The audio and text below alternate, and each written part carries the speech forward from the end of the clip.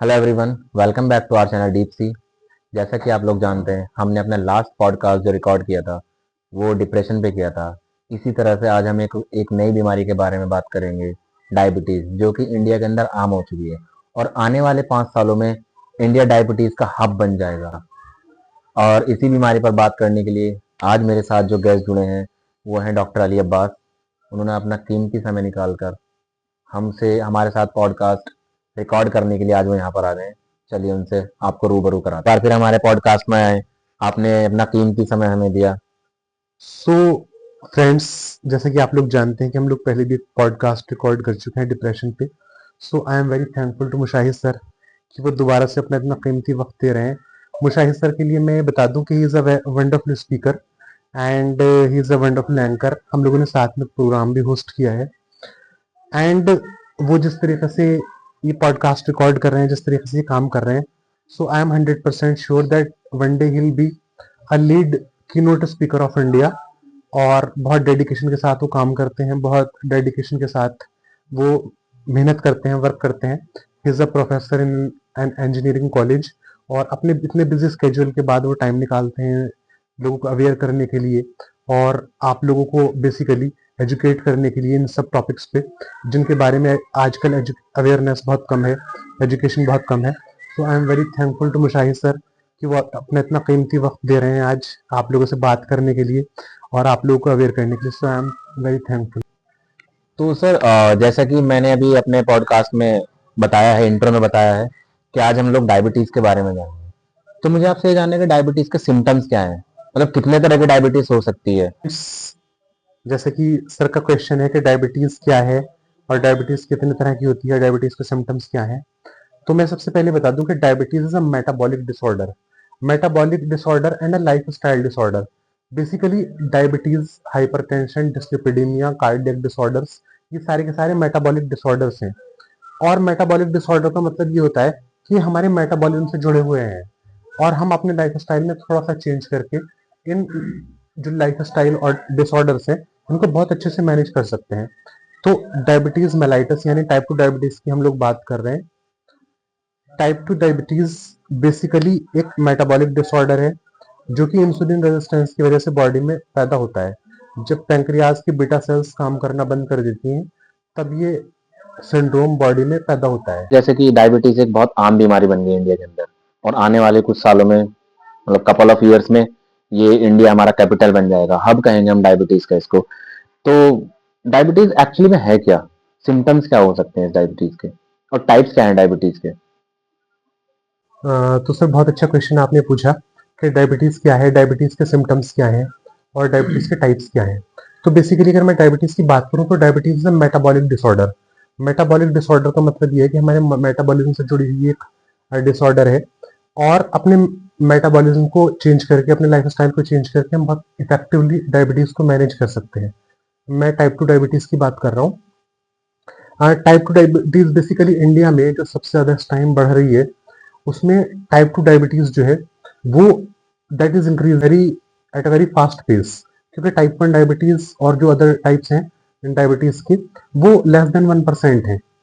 तो type 2 diabetes यानी जिसको हम लोग डायबिटीज मेलाइटस बोलते हैं that is increasing very rapidly. और उसका जो बेसिक रीजन मुझे समझ में आता है that is the increasing waist. जो कोई भी ह्यूमन बींग है या कोई इंसान है, इंडिविजुअल है, उसका उसकी जो ओबेसिटी की वजह से इसकी सबसे बड़ी वजह है। दूसरे कई बार ये जेनेटिक भी होती है, जेनेटिक डिसऑर्डर। और इसके अलावा कई बार जो है ये स्ट्रेस, क्योंकि हार्मोन से रिलेटेड डिजीज है तो स्ट्रेस एंड एंजाइटी, डिप्रेशन, ये सब भी डायबिटीज में बहुत ज़्यादा कंट्रीब्यूट करते हैं। तो हम अपने लाइफ स्टाइल को मैनेज करके एक अच्छा लाइफ स्टाइल जी के डिजीज को बहुत अच्छे से मैनेज कर सकते हैं। और दूसरा, जैसे कि आपने क्वेश्चन पूछा, that is a very wonderful question कि डायबिटीज के सिम्टम्स क्या हैं। तो डायबिटीज के जो सिम्टम्स है इसमें पहला सिम्टम है polyuria. Polyuria means frequent urination. अगर किसी इंसान को बार बार यूरिनेशन की नीड महसूस होती है तो ये इसका फर्स्ट सिम्टम है, polyuria. And another is polydipsia. Polydipsia means frequent thirst.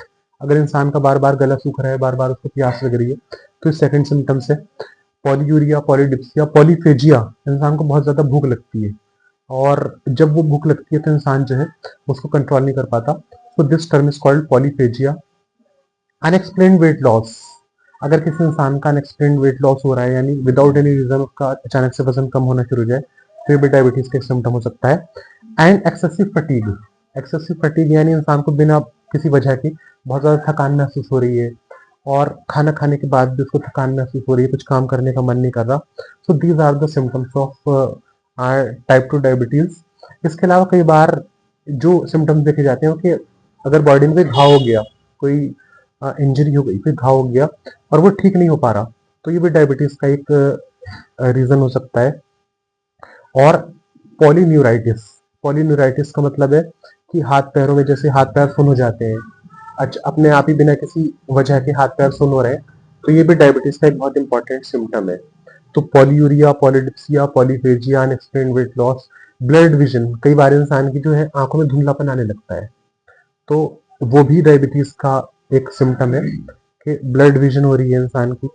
तो ये बेसिकली डायबिटीज इसमें बहुत ज्यादा कंट्रीब्यूट करती है। उसके अलावा आपने बहुत अच्छा क्वेश्चन पूछा कि डायबिटीज के टाइप्स क्या हैं, तो हम डायबिटीज के टाइप्स के बारे में बात करते हैं। तो डायबिटीज के जो टाइप्स हैं उनमें मेजर दो तरह की डायबिटीज होती है, एक टाइप 1 डायबिटीज, एक टाइप 2 डायबिटीज। टाइप 1 डायबिटीज को हम लोग जो है वो जुवेनाइल डायबिटीज भी बोलते हैं। जुवेनाइल का मतलब है कि वो बच्चों में ज्यादा होती है और जेनेटिक है, बच्चों में ज्यादा होती है और ऑटो इम्यून डिजीज है, यानी हमारी बॉडी का जो ऑटो इम्यून सिस्टम है वो हमारे ही अगेंस्ट काम करने लगता है और पैंक्रियास के बीटा सेल्स को खत्म कर देता है, डिस्ट्रॉय कर देता है, तो उसकी वजह से टाइप 1 डायबिटीज होती है। दूसरे है टाइप 2 डायबिटीज।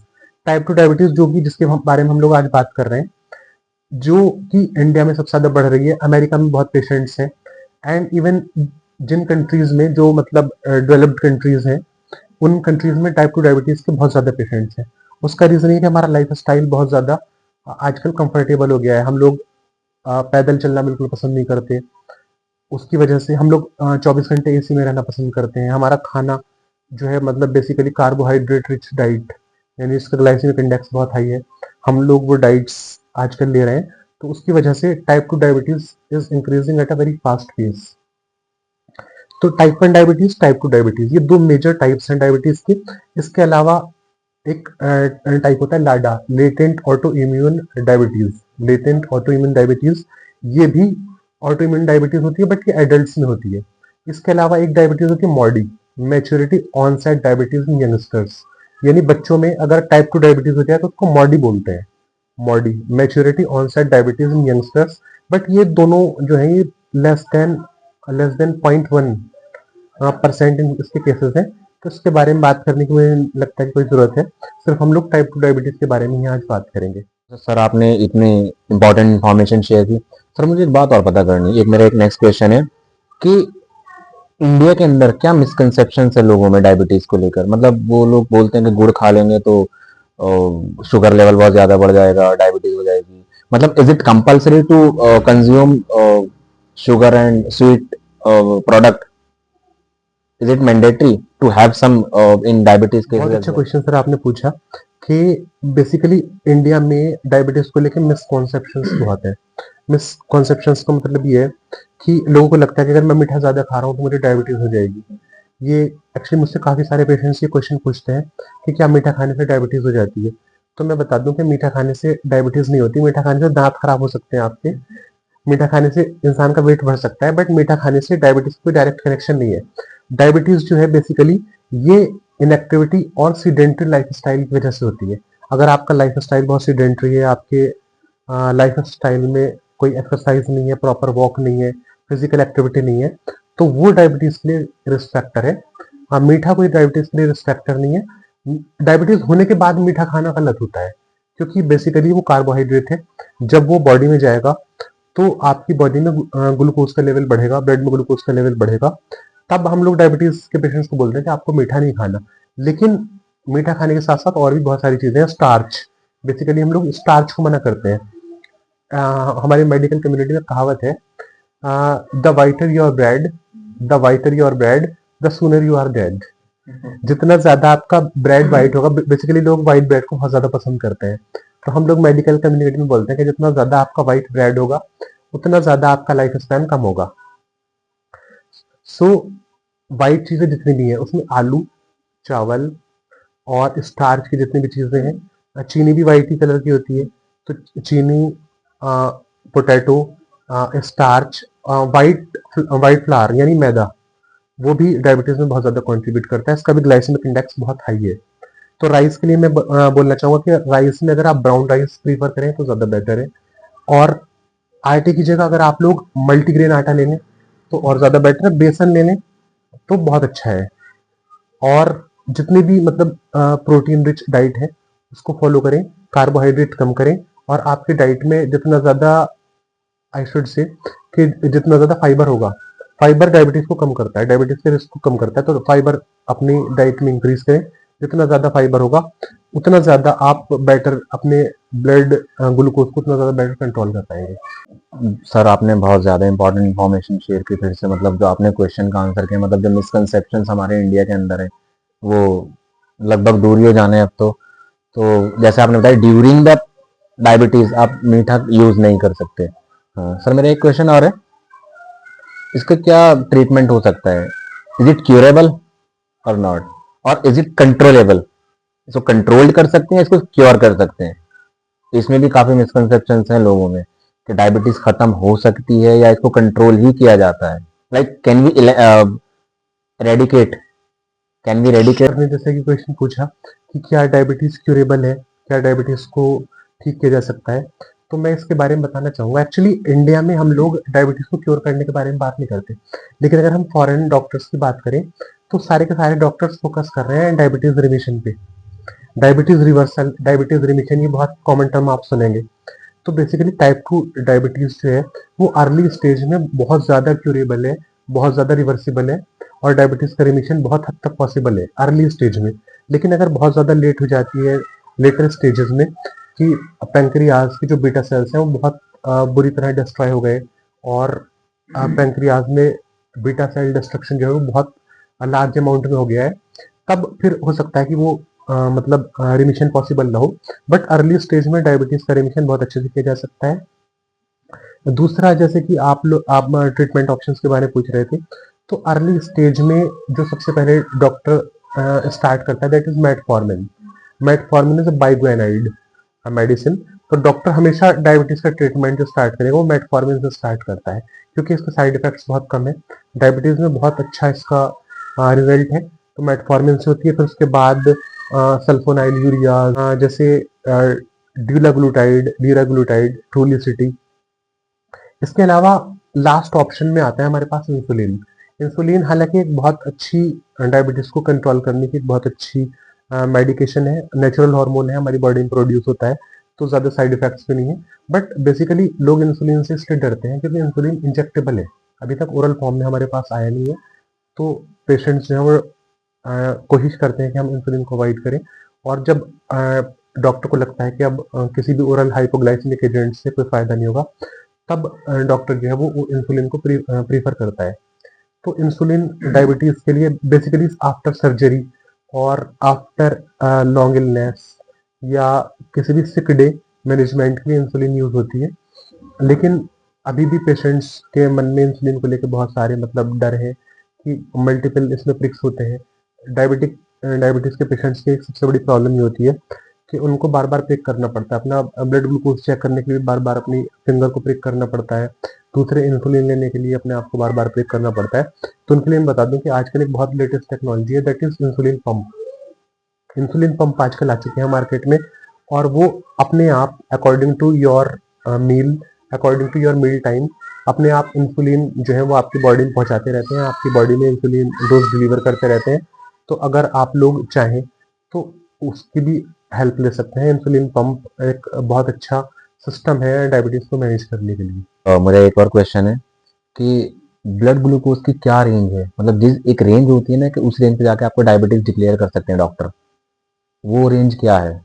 थोड़ा सा आप उसके बारे में बताइए प्लीज। दोस्तों, जैसा कि सर का बहुत अच्छा क्वेश्चन है कि डायबिटीज की रेंज क्या है, तो इसमें अगर आपका फास्टिंग ब्लड शुगर है वो 100 से कम आ रहा है, if it is less than 100 then it's normal, if it is between 100 and 125 100 से 125 के बीच में अगर ये है तो you are pre diabetic. Pre diabetic मतलब ये है कि you are not diabetic, but आपको आने वाले टाइम में डायबिटीज का खतरा है।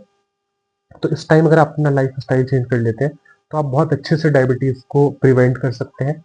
But if it is more than 126 on two test, alternative test, तो फिर हम लोग पेशेंट को डायबिटिक डिक्लेयर कर देते हैं। दूसरा, जो आपका पीपी ब्लड शुगर यानी post prandial blood sugar, if it is less than 140, खाना खाने के 2 घंटे बाद का आपका जो शुगर है, अगर वो 140 से कम है, so you are normal. If it is between 140 and 200, if it is between 140 and 200, then you are pre diabetic. और इस टाइम आपको अपना लाइफ स्टाइल चेंज करने की बहुत ज़्यादा ज़रूरत है, और लाइफ स्टाइल चेंज करके आप इस डायबिटीज़ को प्रिवेंट कर सकते हैं, डायबिटीज़ को डिले कर सकते हैं। But if it is more than 200, then we declare the patient diabetic. But मैं जैसे कि पहले भी बोल चुका हूँ कि early stage, early onset of type 2 diabetes में बहुत अच्छे से रिमिशन पॉसिबल है। तो अगर आप अर्ली स्टेज में अपना लाइफ स्टाइल चेंज कर लें और अर्ली स्टेज में आप अपने लाइफ स्टाइल को बेहतर बना लें, रिच कार्बोहाइड्रेट डाइट को अवॉइड करें, एक्सरसाइज करें और फ्रूट्स कंज्यूम करें, वेजिटेबल्स कंज्यूम करें, तो आप बहुत अच्छे से डायबिटीज़ को प्रिवेंट कर सकते हैं। Thank you so much sir, आपने इतना ज़्यादा टाइम दिया। आप जाते जाते मैं चाहूँगा कि आपका लास्ट मैसेज क्या रहेगा। जिस तरह से डायबिटिक के पेशेंट बढ़ रहे हैं हमारे इंडिया के अंदर, तो बहुत ज़्यादा ज़रूरी है, हमें अपने लाइफस्टाइल चेंज करने की बहुत ज़्यादा ज़रूरत है। तो मैं चाहूँगा कि आप एक बार लास्ट मैसेज हमारी जनता के लिए जो आप देना चाहें। फ्रेंड्स, मैं एक बार फिर तहे दिल से शुक्रगुजार हूँ मुशाहिद सर का कि उन्होंने अपना इतना कीमती टाइम हमें दिया और इतने सेंसिटिव टॉपिक पर अवेयरनेस फैला रहे हैं, लोगों को जागरूक कर रहे हैं। बेसिकली हम लोग ये डायबिटीज़ डे पे ये पॉडकास्ट शूट कर रहे हैं, और मुशाहिद सर के और मेरे बीच में काफ़ी लंबे टाइम से कॉन्वर्सेशन चल रहा था कि हम लोग इस टॉपिक पर पॉडकास्ट करेंगे, और फाइनली आज उन्होंने ये पॉडकास्ट बनाया। So I am deeply thankful, I am thankful from the depth of my heart to Mushahid sir. Finally मेरा मैसेज ये है कि आप लोग अपने आप को डायबिटीज़ से प्रिवेंट कर सकते हैं। डायबिटीज़ एक बहुत ही अच्छे से मैनेज होने वाली और बहुत अच्छे से प्रिवेंट होने वाली डिजीज़ है। Basically it's a lifestyle disorder.